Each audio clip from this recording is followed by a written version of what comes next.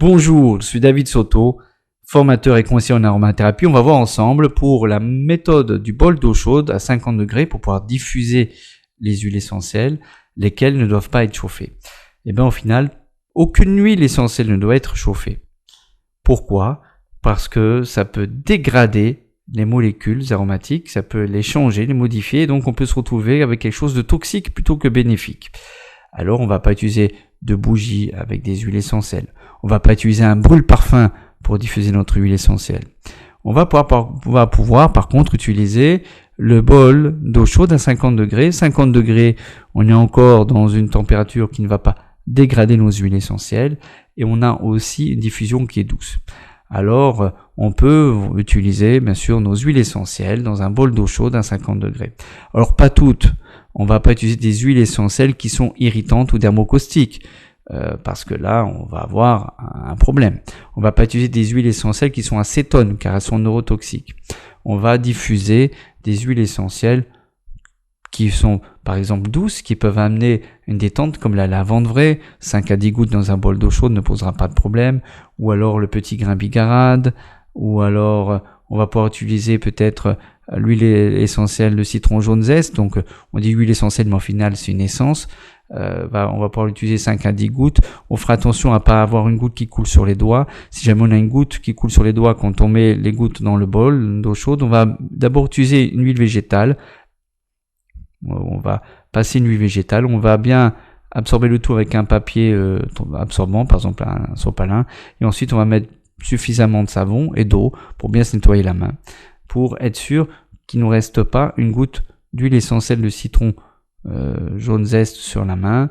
Et là, si on s'expose la main au soleil, on pourra avoir une tache indélébile, voire même presque un début de plaie, si jamais on a une exposition au soleil sur la zone où on a eu un contact avec l'huile essentielle de citron jaune zeste.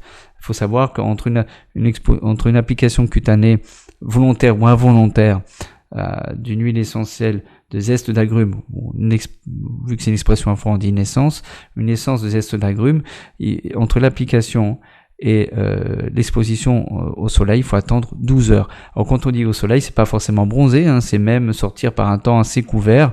Il peut avoir quand même une photosensibilisation. Moi j'ai déjà vu des débuts de photosensibilisation l'hiver, juste avec une goutte de citron jaune zeste entre le pouce et l'index et laper comme ça, à travers un pare-brise, un jour d'hiver, il y a eu un début de photosensibilisation. Donc il faut vraiment faire attention. Donc voilà, on a le citron jaune zeste qui peut faire un bon assainissement aérien. En plus, c'est léger, c'est frais, c'est bien.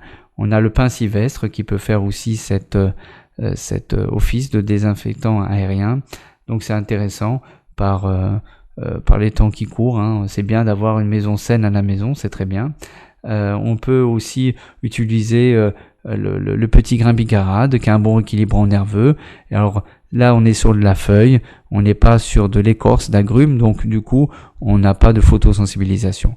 Voilà, si vous voulez approfondir la chose, n'hésitez pas à aller sur le site partenaire pour lequel j'ai écrit plusieurs formations à distance en aromathérapie. C'est une plateforme bien-être sur les métiers du bien-être, plateforme de formation à distance. N'hésitez pas, vous allez avoir le lien dans la description. On s'est dit, nous, à bientôt.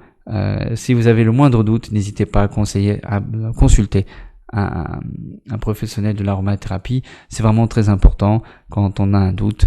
Voilà, pour pouvoir continuer à utiliser les huiles essentielles en toute sécurité. On se dit à bientôt.